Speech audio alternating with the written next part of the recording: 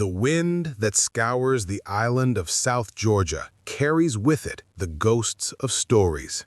It smells of salt, of ancient ice, and on November 5th, 1914, it carried the stench of the Grytviken whaling station, a charnel house of blubber, boiled bone, and blood slicking the freezing waters.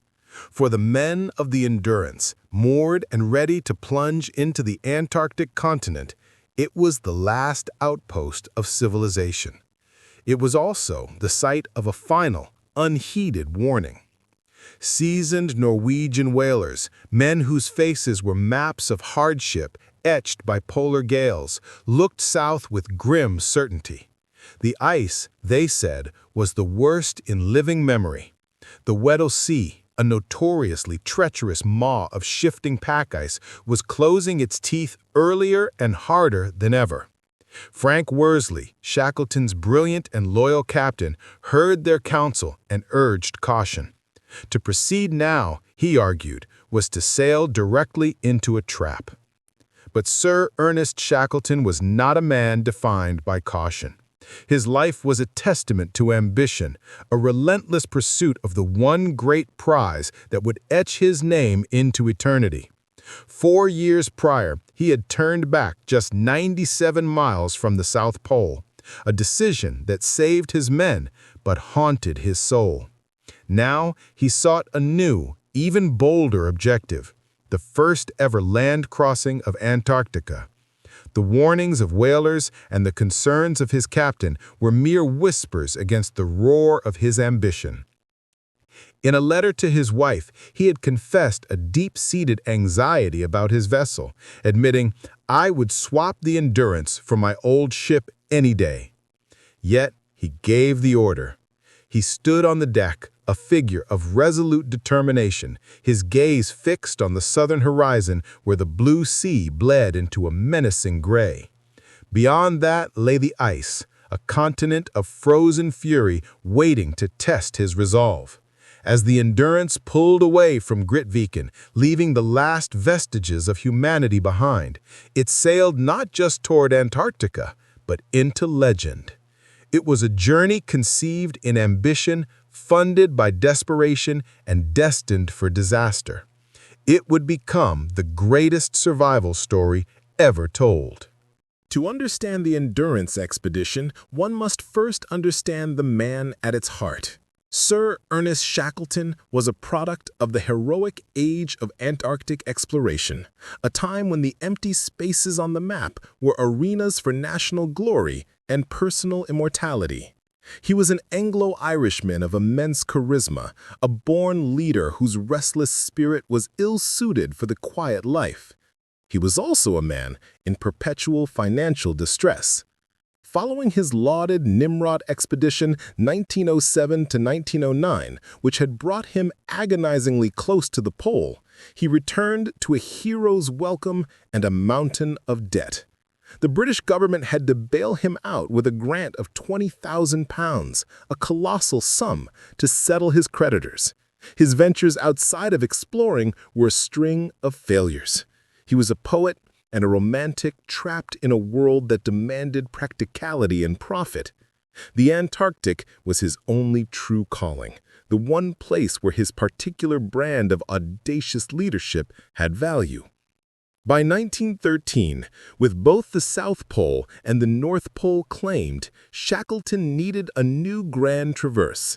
The Imperial Trans-Antarctic Expedition was born, a staggering 1,800-mile trek from the Weddell Sea to the Ross Sea, right across the heart of the continent.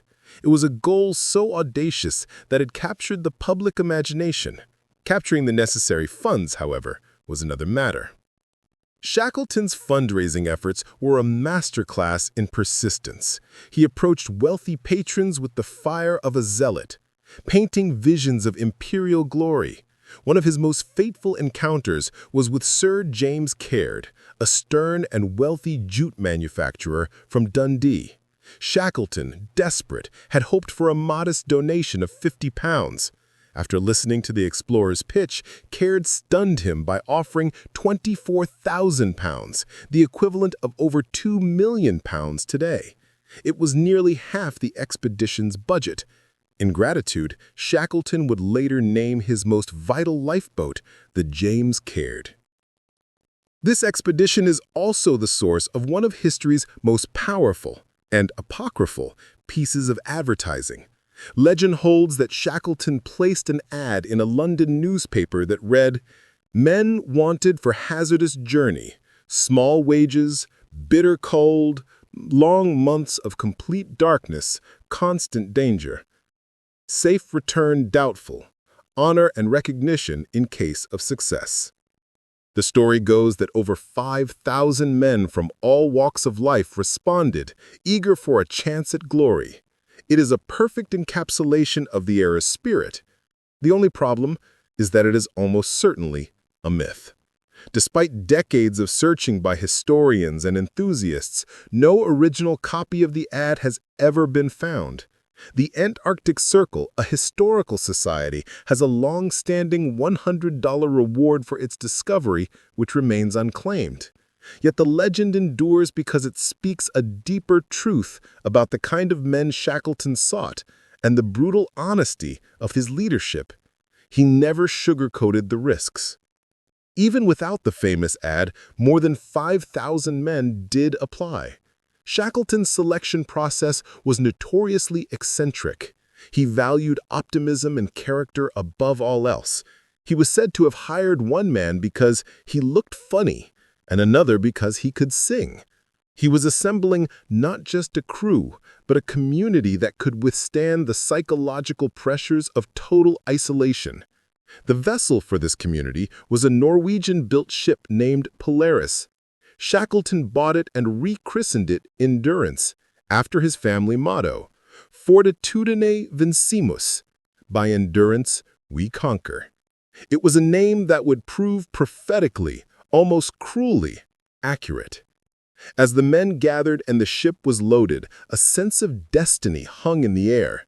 They were adventurers on the cusp of the last great earthly journey, driven by the will of a leader who promised them little but a chance at immortality.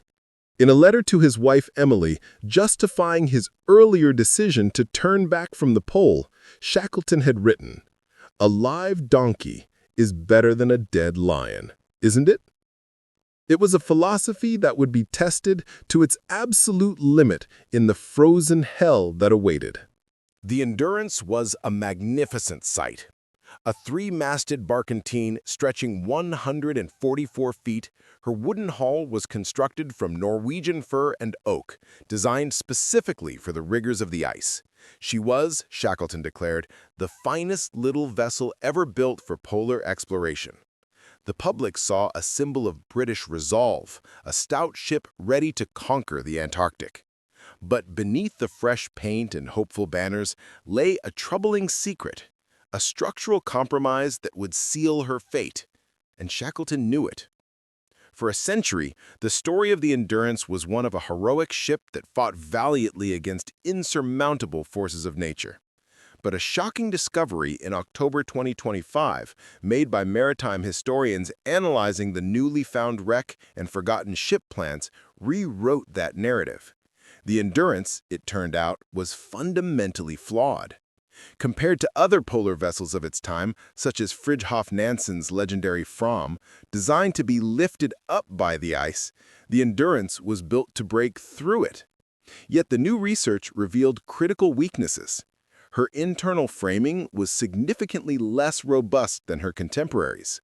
Crucially, she lacked the diagonal reinforcements in her hull that would have given her the immense compressive strength needed to withstand the full pressure of the pack.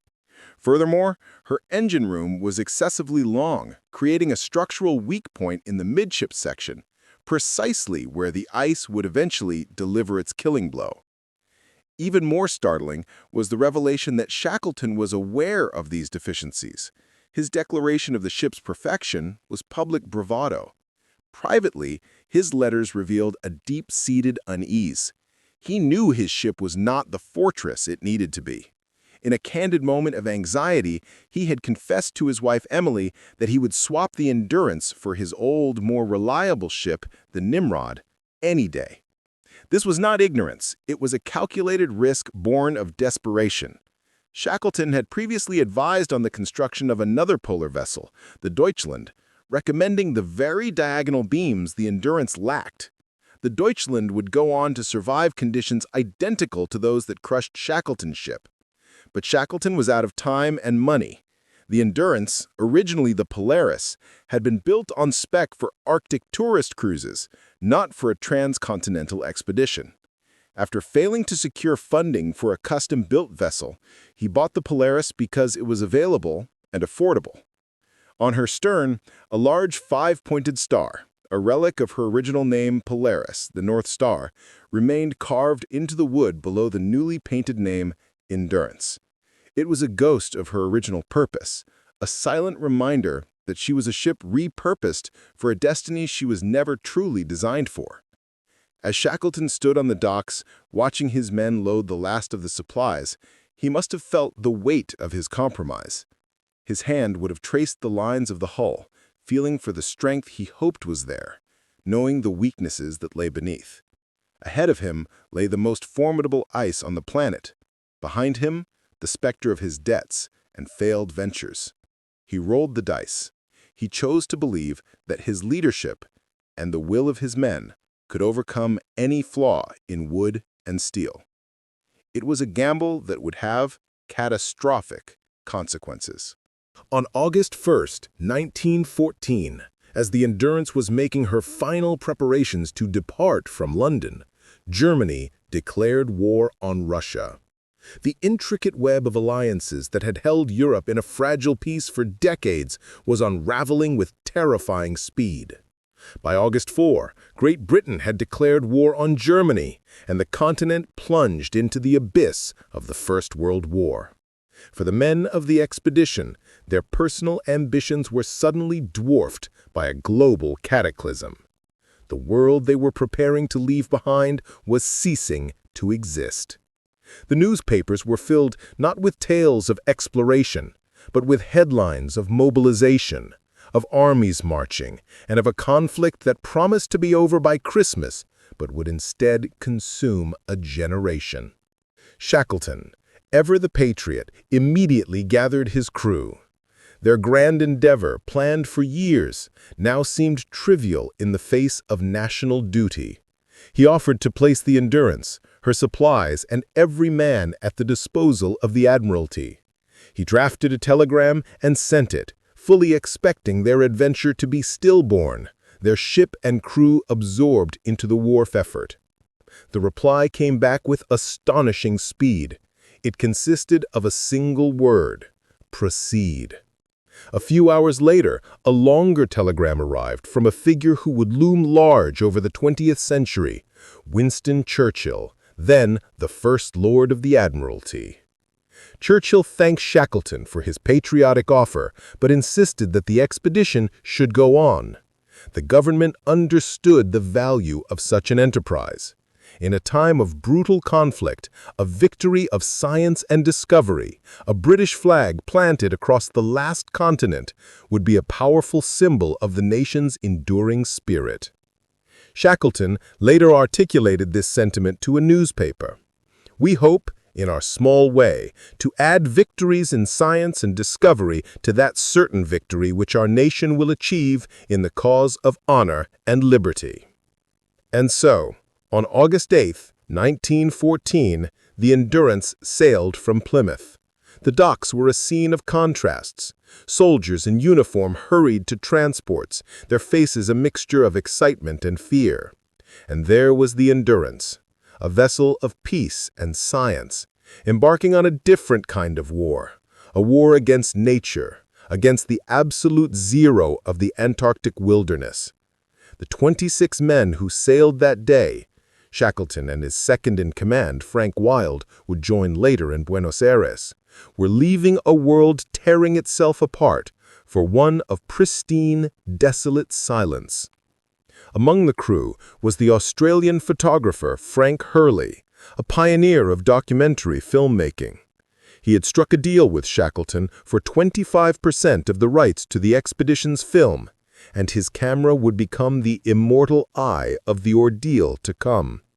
His images would preserve the ghost of the Endurance and the gaunt, frost-rimmed faces of its crew, ensuring their story would not be lost to the abyss. As the shores of England faded into the mist, the men were filled with the thrill of adventure, blissfully unaware that they were sailing out of history and into a legend of survival that would eclipse their original goal, their nation's war, and everything else. The crew of the Endurance was a carefully curated collection of specialists and hardy seamen, but one member joined not by selection, but by stealth. In Buenos Aires, the ship's last major port of call, a 19-year-old Welsh sailor named Percy Blackborough, along with his friend William Bakewell, applied for a position on the crew. Bakewell, an experienced, able seaman, was hired. Blackborough, deemed too young and inexperienced, was rejected. Undeterred, Bakewell conspired to smuggle his friend aboard. Blackborough slipped onto the ship and hid in a locker among the crew's gear. For 3 days, as the Endurance sailed south towards South Georgia, the stowaway remained hidden, fed scraps by his co-conspirators. When he was finally discovered, it was too late to turn back. He was brought before Shackleton, a daunting figure who did not suffer fools gladly. The boss fixed the young sailor with an icy stare. The legend of their exchange has become part of the expedition's folklore. "Do you know that on these expeditions we are very hungry," Shackleton is said to have boomed, "and if there are any stowaways, they are the first to be eaten?" Blackborough, terrified but resolute, reportedly looked Shackleton in the eye and replied that they would find a lot more meat on you, sir. Whether this witty retort is fact or fiction, it broke the tension. Shackleton, a man who appreciated grit, saw something in the boy. He launched into a theatrical tirade, berating the stowaway, but it was clear he was more amused than angered. He officially hired Blackborough as a steward, adding with a grim chuckle that if food ran out, he would hold him to his unspoken offer to be the first on the menu. Blackborough's journey had begun with a joke, but it would end in an agony that epitomized the crew's suffering. His ordeal came much later, after the Endurance was gone, and the men were marooned on the desolate shores of Elephant Island. In a moment of fateful carelessness, Blackborough had been working in wet leather boots instead of the expedition-issue felt-lined boots designed for the extreme cold. His feet became severely frostbitten. The condition worsened aboard the lifeboats during the harrowing journey from the ice pack to the island. By the time they landed, his left foot was a swollen, blackened mass of dead flesh. Gangrene had set in. When the men made their first landing on solid ground in 497 days, Shackleton, in a gesture of profound empathy, gave the honor to the young stowaway. "You go first, Blackborough," he commanded. Unable to walk, Blackborough crawled ashore, becoming the first human to ever set foot on that part of Elephant Island. But his suffering was far from over. On June 15, 1916, with Shackleton away on his rescue mission, the expedition surgeons Alexander Macklin and James McElroy knew they had to act. In the dim, smoky light of their makeshift shelter, a hut built from the overturned lifeboats and sealed with canvas, they prepared for surgery. The hut was heated to a sweltering 80 degrees Fahrenheit by a blubber stove, the air thick with acrid smoke. Using the last of their chloroform, they anesthetized Blackborough. With the most basic of instruments, Macklin amputated all 5 toes on the young man's left foot. The entire operation took 55 minutes. According to the diary of another crewman, Lionel Greenstreet, the poor beggar behaved splendidly, and it went off without a hitch. When Blackborough awoke, he was, incredibly, as cheery as anything, and immediately asked for a cigarette. He survived, the only member of the crew to suffer such a mutilation, and lived until 1949. The stowaway, who had begun the expedition as a joke, had endured one of its worst horrors with the courage that embodied the spirit of the entire crew. Among the 69 Canadian sled dogs and the human crew, the Endurance had one other official mascot, a tiger-striped tabby cat named Mrs. Chippy. The name was a misnomer. Mrs. Chippy was, in fact, a male. He belonged to the ship's carpenter, Henry Chippy McNeish, a tough, proud Scotsman. The cat earned his feminine name by faithfully following McNeish around the ship like an anxious wife. Mrs. Chippy was an adept sailor, able to walk along the ship's inch-wide rails in the roughest seas without ever falling. He was a source of amusement and comfort for the crew, a small spark of domesticity in the vast, inhuman wilderness. His daily routines, patrolling the decks, supervising McNeish's work, and curling up for a nap in the rigging were a welcome distraction from the growing anxiety as the Endurance became trapped in the ice. But when the ship was finally crushed, and Shackleton gave the order to abandon her, a terrible new logic took hold. The survival of the men was paramount, and any weakness had to be eliminated. This grim calculus extended to the animals. On October 29, 1915, with the crew camped on the unstable sea ice and facing a desperate march, Shackleton made one of the most brutal decisions of the expedition. The youngest sled dog puppies and Mrs. Chippy, the carpenter's cat, had to be shot. He wrote in his diary, "This afternoon, Sally's 3 youngest pups, Sue's Sirius, and Mrs. Chippy, the carpenter's cat, have to be shot. We could not undertake the maintenance of weaklings under the new conditions. Macklin, Crane, and the carpenter seemed to feel the loss of their friends rather badly." Rather badly was a monumental understatement. For McNeish, the execution of his beloved companion was an unforgivable act of cruelty. He never forgave Shackleton. The incident shattered the carpenter's morale and sowed a seed of rebellion. Later, during the grueling attempt to drag the lifeboats across the ice, McNeish openly challenged Shackleton's authority, arguing that with the ship gone, the articles of service were void, and he was no longer under orders. Shackleton faced him down, threatening to shoot him for mutiny. McNeish backed down, but the rift between the two men never healed. Years later, when the survivors were being honored, Shackleton refused to recommend McNeish for the Polar Medal, the prestigious award given to nearly every other member of the expedition. His official reason was the act of insubordination, but many believe the ghost of Mrs. Chippy hung over his decision. McNeish's loyalty to his cat became a symbol of his defiance. The story of Mrs. Chippy serves as a heartbreaking footnote to the expedition, a reminder of the small personal tragedies that were woven into the larger epic of survival. It illustrates the impossible choices leaders must make and the human cost of those decisions.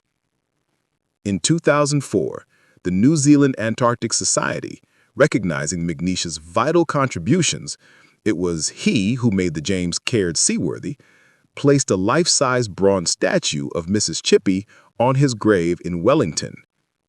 The statue has become a site of pilgrimage, often adorned with fresh flowers left by visitors. The cat, sacrificed for the sake of survival, is remembered with a fondness that time has not diminished, a furry martyr in the hagiography of the Endurance. On January 18, 1915, the Endurance's forward progress stopped for the last time. The ship was frozen in, like an almond in the middle of a chocolate bar, as one crewman poetically described it. They were trapped. For the next 9 months, the ship and its 28 inhabitants became a tiny, captive world, drifting helplessly with the vast, grinding ice flow of the Weddell Sea. This was the moment Shackleton's true genius as a leader emerged. The physical threat of the cold was immense, but he knew the greater danger was psychological. Despair, boredom, and the friction of 28 personalities confined in a space of lethal monotony. His primary goal shifted from crossing a continent to managing the mental and emotional survival of his men. He immediately instituted a rigid routine. Mealtimes were sacrosanct, daily duties were assigned to everyone, from the scientists to the sailors. The dogs were exercised, the decks were scrubbed, and meteorological and oceanographic observations continued as if they were a functioning scientific vessel, not a prison. He understood that purpose, however contrived, was the antidote to hopelessness. Evenings were dedicated to morale. Leonard Hussey, the meteorologist, had a 5-string banjo, and Shackleton, recognizing its strategic importance, had saved it when he ordered most personal effects to be abandoned. Its jaunty, incongruous plucking became the soundtrack to their survival. There were sing-alongs, lantern slideshows using Hurley's photographs, and theatrical skits. The men celebrated birthdays and holidays with gusto, marking the passage of time against a landscape that had none. On Midwinter's Day, they staged a mock derby, with men racing as horses named after famous stables. Shackleton himself was a constant, observant presence.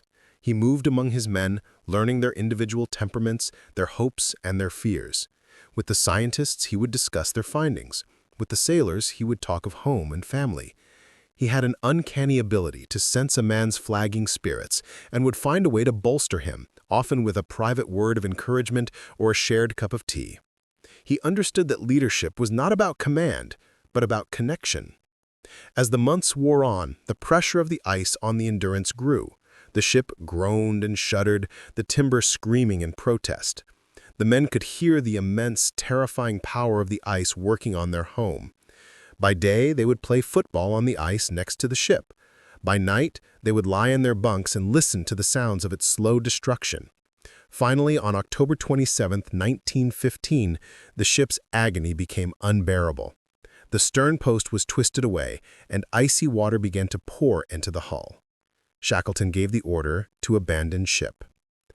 The men moved everything they could, supplies, sledges, dogs, and the 3 precious lifeboats, onto the solid pack ice beside the dying vessel. They established Ocean Camp. For weeks, they watched as the ice continued its relentless assault. On November 21st, the Endurance, her back broken and her hull breached, finally surrendered. She slipped beneath the ice-choked water and was gone. Frank Wild, Shackleton's second in command, wrote simply, "I felt as if I had lost an old friend." Now they were truly alone. 28 men and their dogs, camped on a floating piece of ice, hundreds of miles from land, with the Antarctic winter closing in. They tried to march, dragging the heavy lifeboats over the treacherous, pressure-ridged surface of the floe. After a week of backbreaking labor that gained them only a handful of miles, Shackleton called a halt. They would have to trust the drift. He established a new camp on a large, seemingly stable floe. He called it Patience Camp. It was a name that was both a prayer and a command. The death of the Endurance was not a single violent event, but a slow, agonizing execution that lasted for weeks. From late October 1915, the men lived with the constant, grinding symphony of their ship's destruction. The pressure of the ice floes, driven by winds and currents, was a force of geological scale. The ship's oak timbers, 3 feet thick in places, shrieked and cracked like pistol shots. On October 27, Shackleton knew the fight was lost. Water was pouring in faster than the pumps could handle. He stood on the buckled deck and gave the order, "She's going, boys. I think it's time to get off." There was no panic. The men, drilled for this eventuality, began the grim task of salvaging their future from the wreck of their past. In this moment of supreme crisis, Shackleton's leadership was absolute.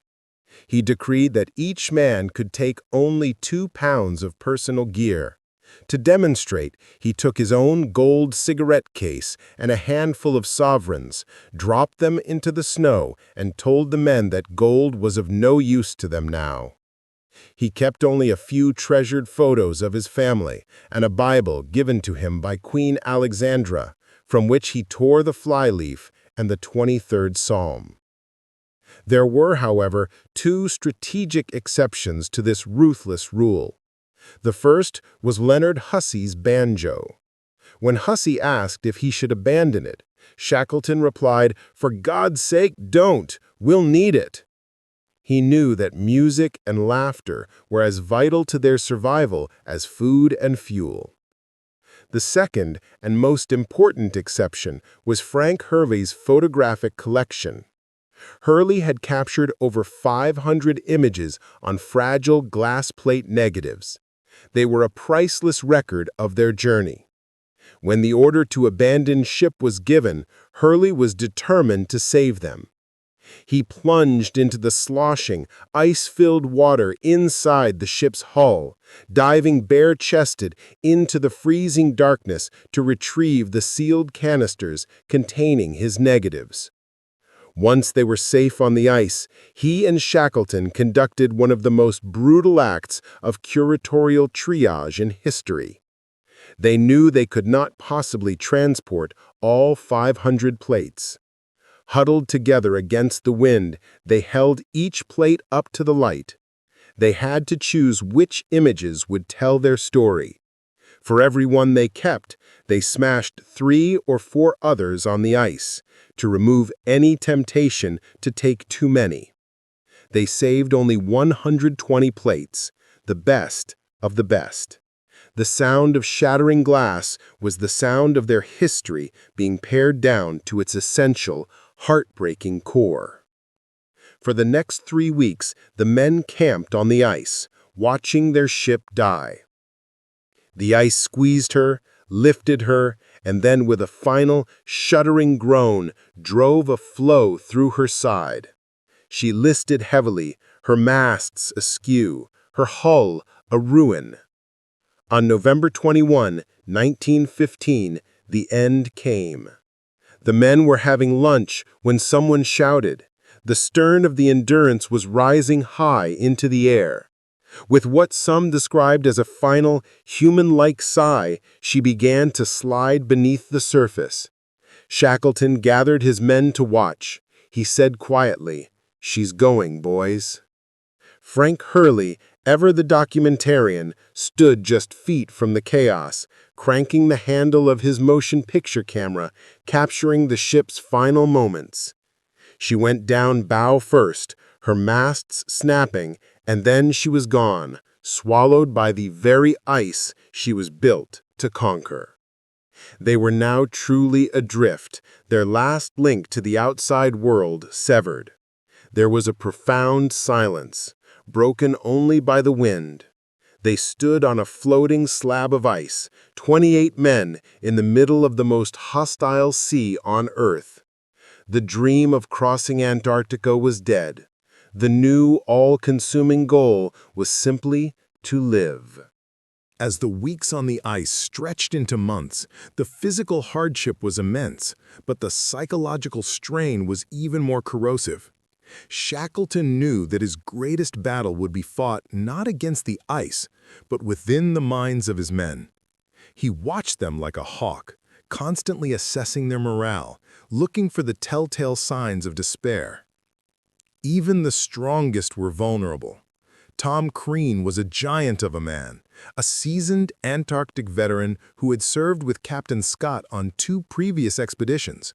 He was renowned for his toughness and indomitable spirit. On Scott's tragic Terra Nova expedition, Crean had undertaken a solo 35-mile march in 18 hours with almost no food to save the life of a fellow explorer. He was, by all accounts, an Iron Man. Yet on the ice floe, even Crean began to break. The endless waiting, the crushing disappointment, and the seeming hopelessness of their situation wore him down. He grew quiet and withdrawn, a dangerous sign in a man known for his boisterous cheer. Shackleton saw the crack in the armor of his toughest man and knew he had to act. His approach was a masterclass in empathetic leadership. He didn't command Crean to cheer up or berate him for his weakness. Instead, he engaged him, drew him out, and gave him purpose. He would walk with Crean, talk with him about home, about future plans, about anything other than their current predicament. He assigned Crean critical tasks, making him feel essential to the group's survival. He was not just managing a crew, he was tending to 27 individual souls. Another difficult case was John Vincent, a bosun who was physically strong but psychologically brittle. He became sullen and a bully. McNeish, the carpenter, still simmering with resentment over his cat, was openly insubordinate. Shackleton made a crucial strategic decision. When the time came for the epic lifeboat journey of the James Caird, he chose to take the most difficult men, McNeish and Vincent, with him. His logic was twofold. He needed McNeish's skills as a carpenter, but more importantly, he knew he had to keep the dissenters under his direct control. He would not allow their negativity to poison the morale of the larger group left behind on Elephant Island. Shackleton's own resilience was almost superhuman. He rarely slept, often spending the nights walking the perimeter of the camp, checking on the sentries, and simply thinking. He absorbed the anxieties of his men, projecting an aura of unshakable confidence even when his diaries reveal he was racked with doubt. He maintained a mental barometer for every man, knowing who needed praise, who needed a stern word, and who simply needed to be kept busy. One of the most famous anecdotes of his leadership comes from his earlier Nimrod expedition, but it perfectly illustrates his character. During a desperate march back to base, with the men starving, Shackleton gave his own single biscuit to his struggling companion, Frank Wild. Wild later wrote, "All the money that was ever minted would not have bought that biscuit, and the remembrance of that sacrifice will never leave me." It was this deep, personal care for his men that forged their unbreakable loyalty. This is the essence of what has become known as the Shackleton Way. It is a leadership built on optimism, empathy, and personal sacrifice. As the famous quote, often attributed to Absoly Cherry Garrard, a survivor of Scott's expedition, goes, "For scientific discovery, give me Scott. For speed and efficiency of travel, give me Amundsen. But when you are in a hopeless situation, when you are seeing no way out, get down on your knees and pray for Shackleton." On the ice, in their darkest hour, Shackleton proved that prayer was answered. By April 1916, the ice floe that had been their home for 5 months began to break apart beneath them. The Antarctic winter was setting in, and their chances of being found were zero.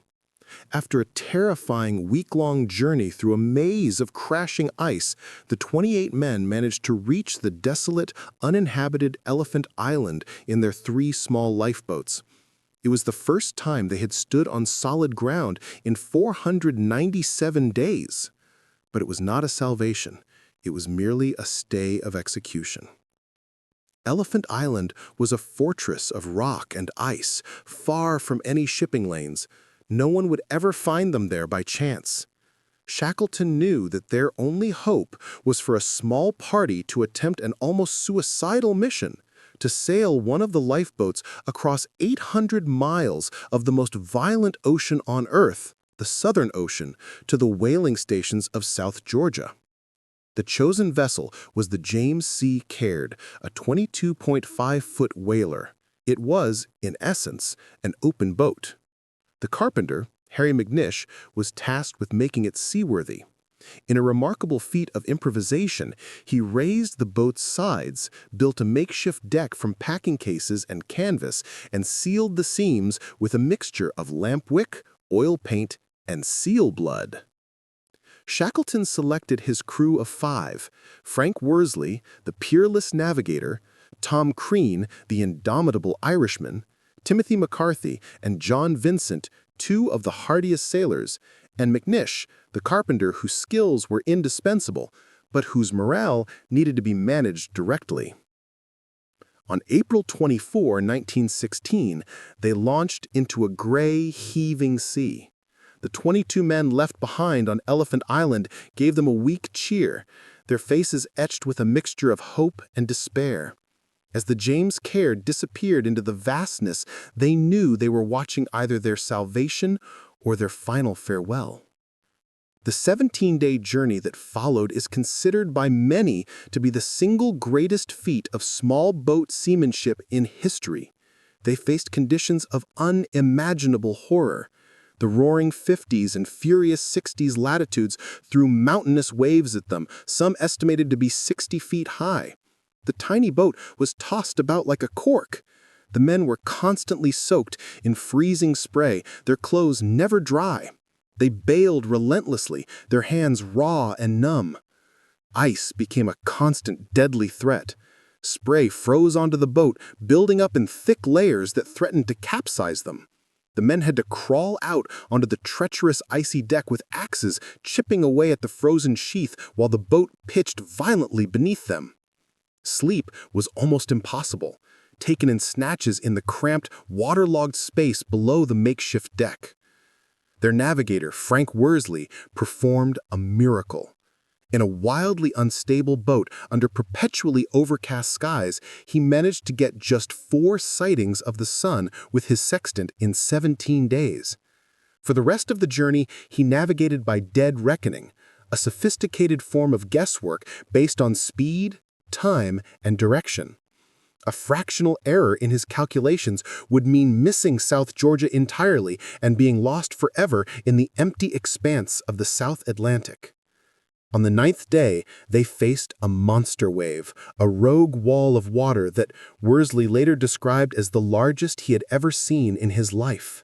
It broke over the boat, threatening to swamp it completely. For 10 minutes that felt like an eternity, the men bailed for their lives, their buckets working in a desperate frenzy until the boat was clear enough to rise from the trough. Starving, frozen, and racked with thirst, their water casks had been contaminated. They were at the absolute limit of human endurance. Shackleton, as ever, was their rock. When he saw a man faltering, he would pass him his own meager ration, his presence a constant source of strength. He later wrote of a strange sensation that pervaded the journey. It seemed to me often that we were 4, not 3. This third man factor, the feeling of an unseen, benevolent presence, has been reported by many explorers in extreme situations.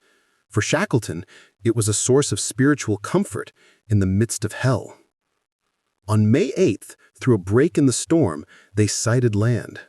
Worsley's navigation had been flawless. They had found South Georgia. But their ordeal was not over. A hurricane-force storm pinned them offshore for another day, threatening to smash them against the island's cliffs. Finally, on May 10th, they managed to land in a small, sheltered cove. They were alive, but on the wrong side of the island. Landing on South Georgia was not the end of the journey. It was the beginning of the final, desperate act. The 6 men of the James Caird were emaciated, frostbitten, and utterly exhausted. But they had landed on the uninhabited western coast. The whaling stations, their only hope for rescue, were on the eastern side, separated from them by a spine of unmapped, glacier-clad mountains. To sail the battered James Caird around the island through the tempestuous coastal waters was to risk certain death. Shackleton made another audacious decision. He, Worsley, and Tom Crean would attempt to cross the island on foot. It was a journey no human had ever made before. The 3 men left behind, McCarthy, Vincent, and McNeish, were too weak to continue. They would wait to be rescued. On May 19, 1916, the 3 strongest men set out into the frozen interior. Their equipment was pitiful: a length of rope, a carpenter's adze to use as an ice axe, and screws hammered through the soles of their boots to serve as makeshift crampons. They carried no sleeping bags or tent, only a small stove and 3 days' worth of food. They had to travel light and fast, or they would freeze. For 36 consecutive hours, they marched, a relentless, non-stop trek through a nightmare landscape of crevasses, ice falls, and razor-sharp peaks. They climbed in thick fog, the world reduced to a few feet of visibility, the ground threatening to open up and swallow them at any moment. They were driven by a primal will to survive. As darkness fell on their first day, they found themselves at an altitude of 4,500 feet on the edge of a steep, icy precipice. A thick fog was rolling in, and the temperature was plummeting. To be caught on the mountain at night would mean certain death by exposure. They had to descend and fast. Hacking steps down the slope would take hours they didn't have. In that moment of supreme desperation, Shackleton made a gambler's throw. He looked at the steep, snowy slope below them and said, "It's a devil of a risk, but we've got to take it. We'll slide." They coiled their rope to sit on, creating a makeshift toboggan. The three men locked arms, Shackleton in the front, Worsley in the middle, and Crean at the back. They pushed off and plunged into the abyss. They shot down the mountainside at terrifying speed, a 900-foot descent in 2 or 3 minutes. They had no idea what lay at the bottom, a crevasse, a rock field, or a gentle snowbank. They landed in a soft bank of snow, shaken but miraculously unharmed. Looking back, they saw the fog closing over the ridge they had just abandoned, as gray fingers reaching out to catch them, as Worsley later wrote. They had gambled their lives and won. They continued their march, fueled by adrenaline and the growing hope of salvation.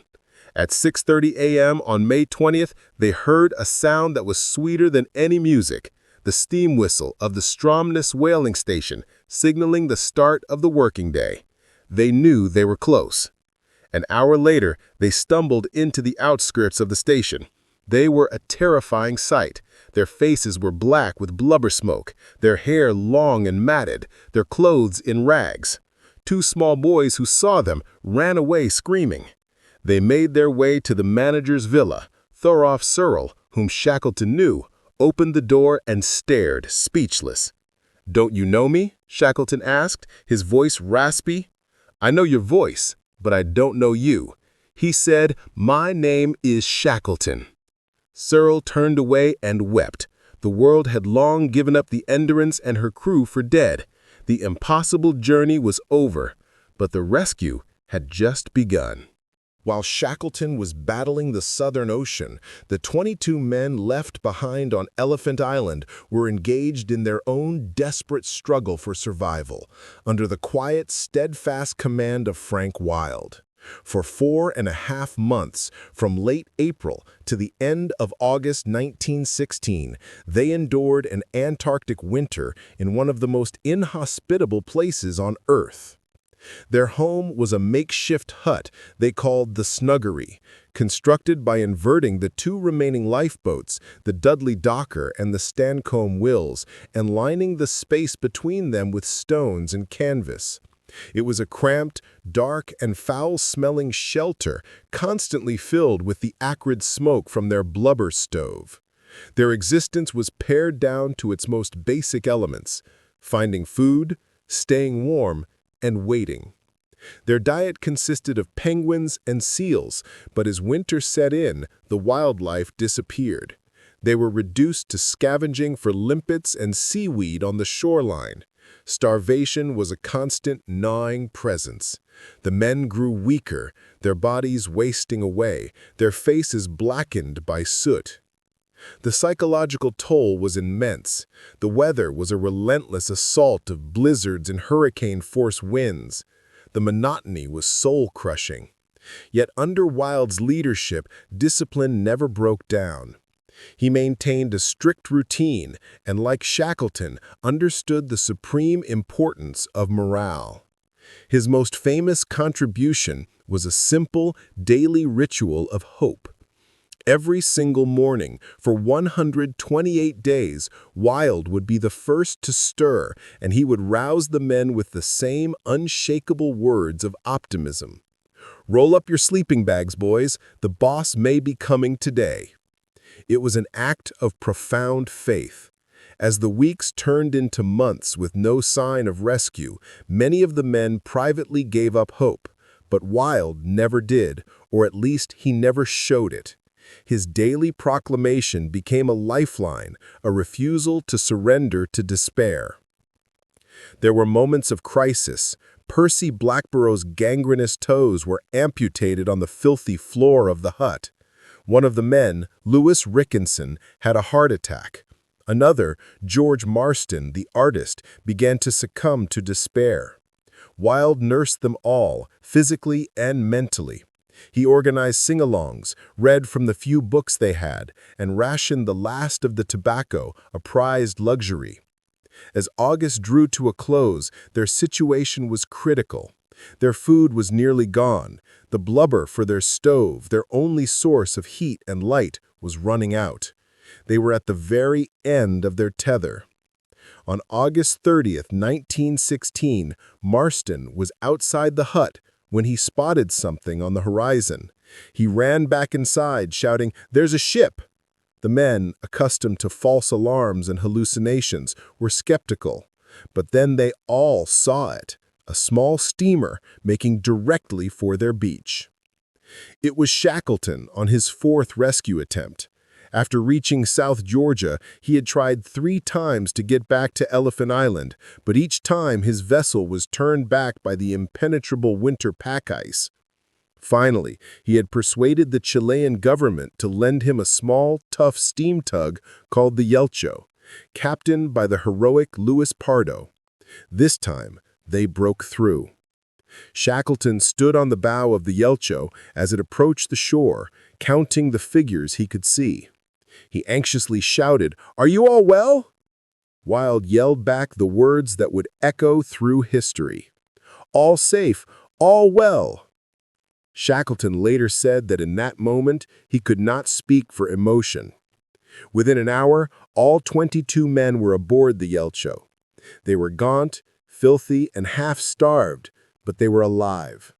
Frank Wilde's unwavering faith had been justified. The boss had come. When he saw Shackleton, Wilde wrote in his diary, "I felt confoundedly near to weeping for a bit, and could not speak for some time." The long vigil was over. On September 3, 1916, the Yelcho steamed into the port of Punta Arenas, Chile, to a hero's welcome. The impossible had been achieved.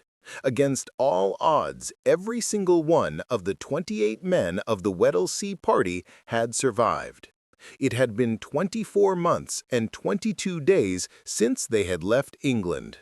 They had endured 497 days without setting foot on civilized land.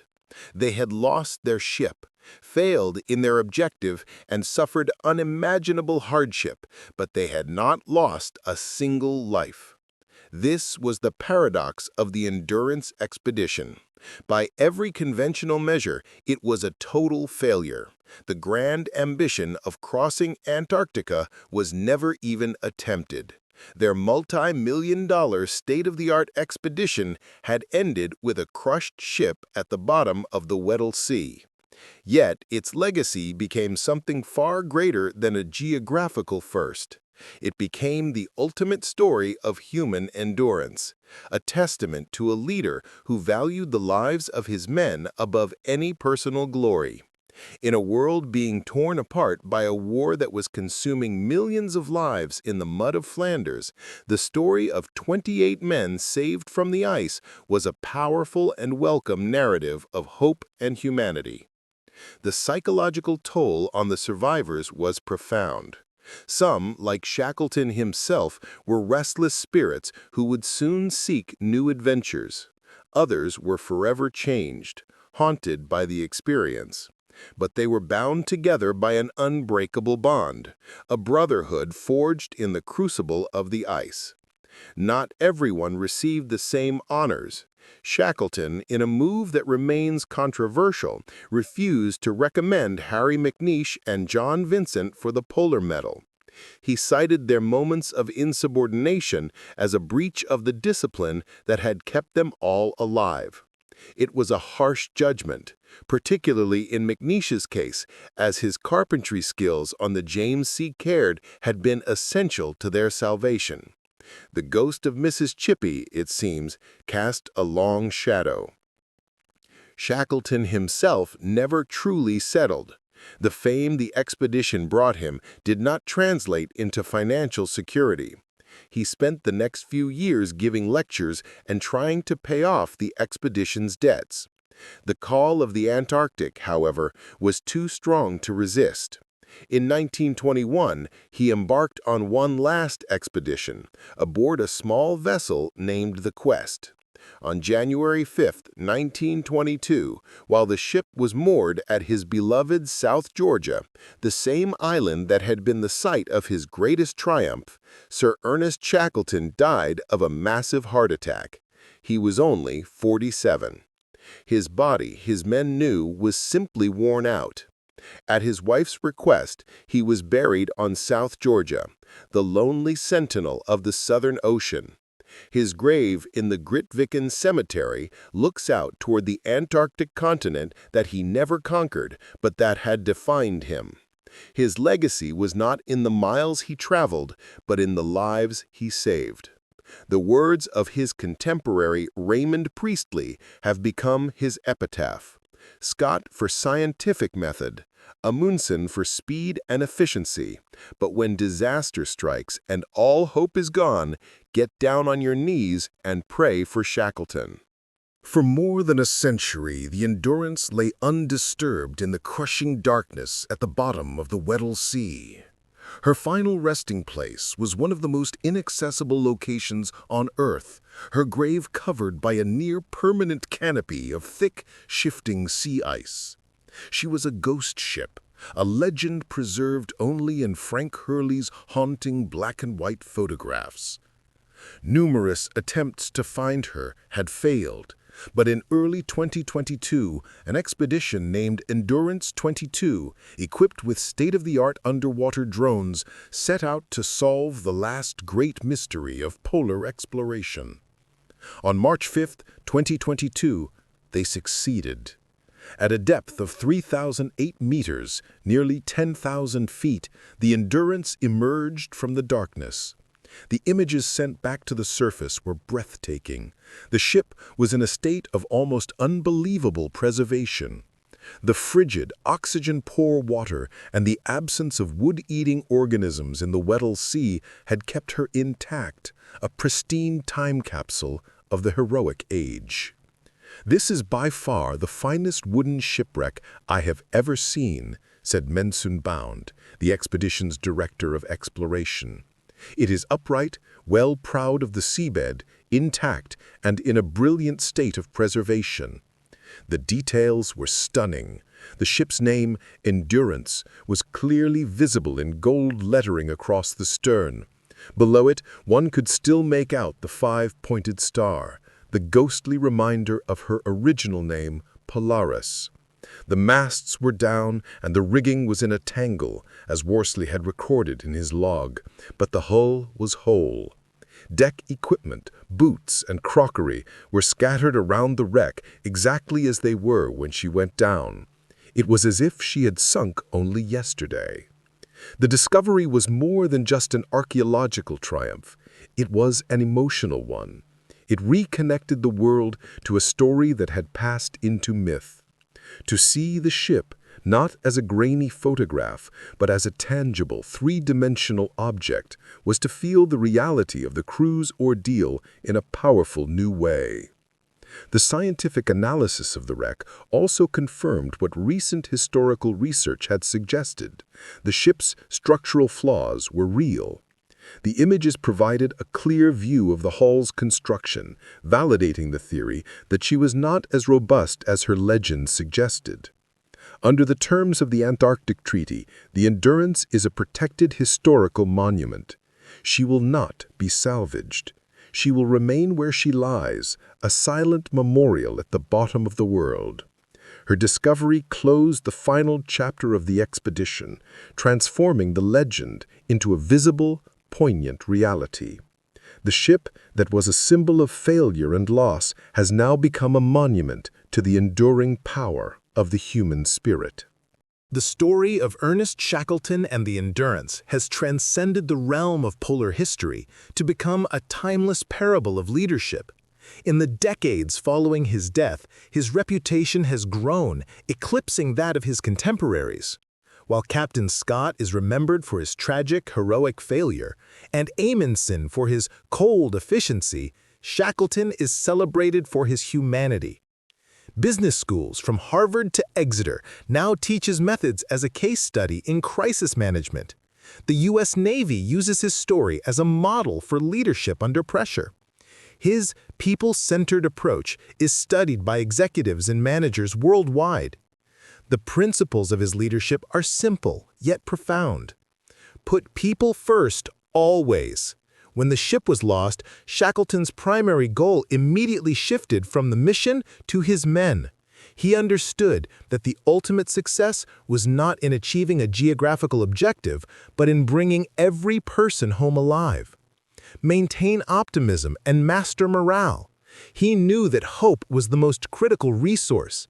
His unwavering public optimism, even when he was privately consumed with worry, created a psychological fortress that protected his men from despair. He famously called optimism true moral courage. Lead from the front with personal sacrifice. Shackleton never asked his men to do anything he wouldn't do himself. He took the same risks, ate the same meager rations, and often gave his own away, and endured the same hardships. This created a deep well of trust and loyalty. Know your people. He was a master of individual psychology. He understood each man's unique personality, his strengths, and his breaking points, and he tailored his leadership style accordingly. Embrace creativity and flexibility. When his original plan failed, he adapted instantly. From the decision to trust the ice drift, to the boat journey, to the mountain crossing, his entire strategy was a series of brilliant improvisations. Of course, Shackleton was not a perfect man. He was a reckless financier, a restless husband, and could be a harsh judge of character, as his treatment of McNish showed. But his flaws only served to make his achievements in leadership more remarkable. He was a complex, imperfect human who, when faced with the ultimate test, rose to a level of greatness that continues to inspire. His story reminds us that true leadership is not about power or authority. It is about responsibility. It is about the profound, sacred duty to care for those in your charge. In a world that often prizes profit over people and success over well-being, the lessons of the endurance are more relevant than ever. The story of the endurance lives in a space between history and myth. The apocryphal Men Wanted ad, the legend of the glacier slide, the ghost of Mrs. Chippy. These tales have been embellished over time, polished by a century of retelling, but their endurance speaks to the power of the core narrative. Today, the artifacts of the expedition are holy relics. The James Caird rests in Shackleton's alma mater, Dulwich College, a testament to what can be achieved with wood, canvas, and unbreakable will.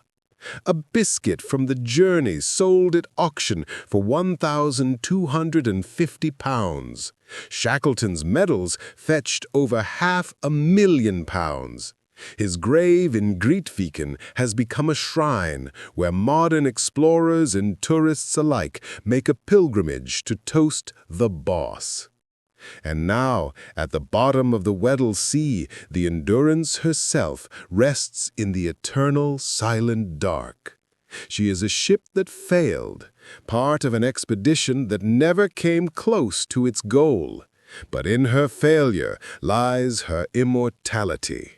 She is a monument not to conquest, but to the resilience of the human spirit. Shackleton was not a scientist or a businessman. He was an explorer of the human heart. He understood that in the end, all we have is each other.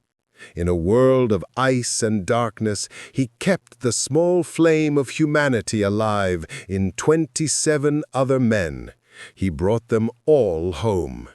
It was his one, true, and everlasting victory. Ortitudine vincimus. By endurance we conquer.